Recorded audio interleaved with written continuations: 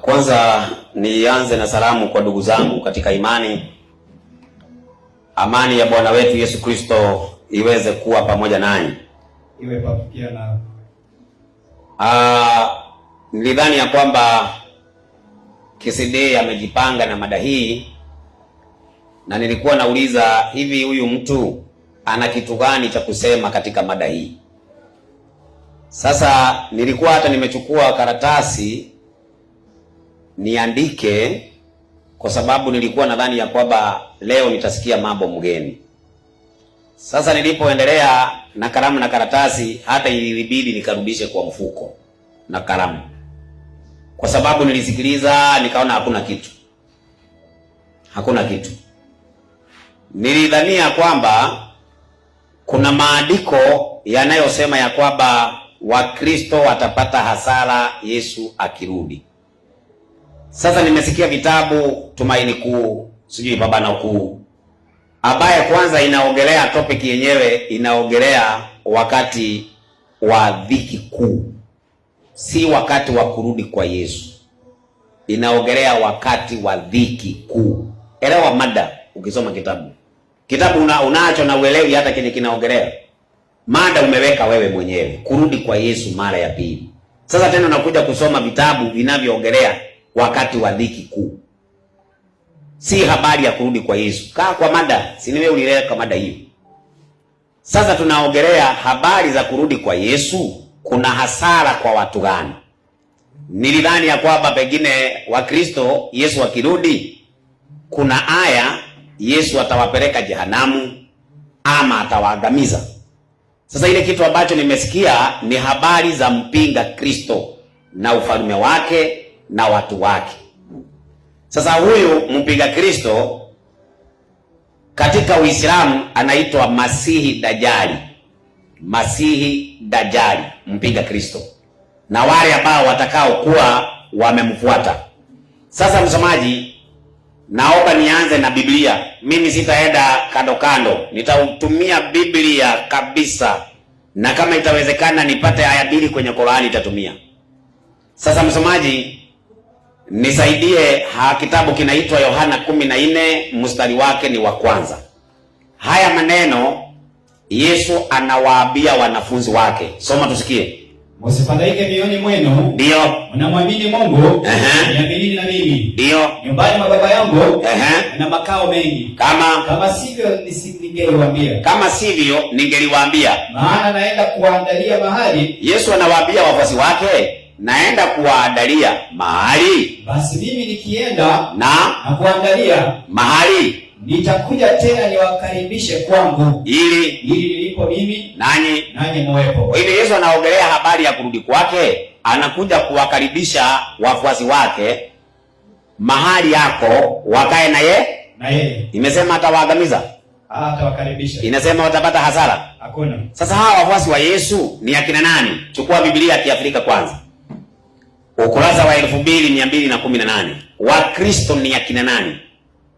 Wakristo ni akina nani? Soma ukurasa wa 2210 huko nyuma, ndugu yangu. Ukurasa huko nyuma kabisa. Ukurasa wa 2218. Inasemaje? Wakristo, wafuasi wa Kristo. Unaona? Kwa hivyo wale ambao wanamfuata Kristo, hao ndio wanaitwa Wakristo, ambaye Yesu anawaambia, ninaenda kuwaandalia mahali, na nikirudi tena nitawakaribisha kwangu, ili nilipo mimi nanyi muwepo. Yesu hajawaambia Waislamu hivyo, amewaambia wafuasi wake ambao ni Wakristo. Chukua hii Qur'ani, tafsiri ya Barwani, Qur'ani 5:47.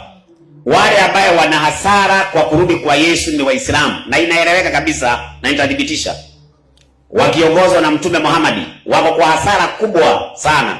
Msomaji, nisaidie Qur'ani 5:47. 47 inasema, hawa ndio walimu ambao tulikuwa tunategemea watoe mada, tugojee vitu vya nguvu. Kumbe hamna kitu. Soma msomaji. Nasema ndio, na wahukumu watu wa Injili, kwa yale aliyoteremsha Mwenyezi Mungu ndani yake. Sasa hapa tunaambiwa na Qur'ani kuna watu wa Injili, sio watu wa Qur'ani. Watu wa nini? Wa Injili. Ayasoma commentary yake. Na sisi tuliwaamurisha wafuasi wa Isa. Tuliwaamurisha wafuasi wa Isa. Yaani watu wa Injili. Hao watu ambao ni wafuasi wa Isa ama wafuasi wa Yesu ni watu wa nini? Wa Injili. Ni watu wa nini? Wa Injili. Wanaitwaje? Wa Kristo. Kumbe wafuasi wa Yesu wanaitwaje? Wa Kristo. Wafuasi wa Yesu wanaitwaje? Wa Kristo. Na anawaambia katika Yohana 14:6 anasema, msifadhaike mioyoni mwenu, mnamwamini Mungu, niaminini na mimi. Nyumbani mwa Baba yangu mna makao mengi, kama sivyo ningeliwafanyaje? Ningeliwaambia. Sasa tunamuuliza Yesu, sasa wakati utakapokuja ni kitu gani utakachokifanya ili tujue Waislamu na Wakristo nani watapata hasara? Nisaidie kitabu cha Mathayo 25:31. Dunia mjue kuanzia leo Kisidei wakiwa na wenzake ni Simon, Bukumun, Umyun. Hawana kitu. Mimi nilidhani ya kwamba amechagua mada anaweza. Kumbe hawezi, maskini wa Mungu. Soma andiko. Hapo atakapokuja hata Masawe nikiomba unikubalie. Huyo Kisidei ile elimu ambayo nimeona anaye, nimpee ndugu yangu hapa. Nimpee kabisa, nimpee huyu ndugu. Mwenyekiti nikubalie nimuachie hawa. Maana hawawezi hawa wako teketea. Soma msomaji. Hapo atakapokuja mwana wa Adamu. Hapo atakapokuja mwana wa Adamu katika utukufu wake na malaika watakatifu wote pamoja naye. Safi. Ndipo atakapoketi katika kiti cha utukufu wake. Maliza. Na mataifa yote watakusanyika mbele zake. Mataifa watakusanyika mbele zake. Naye atawabagua kama vile mchungaji abaguavyo kondoo na mbuzi. Safi. Atawaweka kondoo mkono wake wa kuume. Yesu ataweka kondoo mkono wake wa nini? Wa kuume. Alafu na mbuzi mkono wake wa kushoto. Mkono wa kushoto ni nani hapo? Mbuzi. Si mbuzi zina ndevu? Naam. Sasa tunauliza Yesu, si mbuzi wako mkono wa kuume? Naam. Wako mkono wa kulia. Lakini kondoo wako mkono wa kuume. Kondoo wako mkono wa kuume. Wako mkono wa kushoto? Wa kushoto. Hawa mbuzi ambaye wako upande wa kushoto ndio wana hasara ama ni kondoo? Msomaji, nipo. Hapo soma 41. 41 nasema. Inasemaje? Kisha atawaambia na wale walioko mkono wake wa kushoto, ondokeni kwangu mliolaniwa, mwende katika moto wa milele aliowekewa tayari ibilisi na malaika zake. Kwa hiyo wale watapata hasara ni wale watawekwa mkono wa kulia, watawekwa mkono wa kushoto. Wale watakuwa mkono wa kushoto ndio watapata hasara. Hawa wa upande wa kushoto ni akina nani? Chukua Qur'ani tafsiri ya Mayunga, ukurasa wa 433.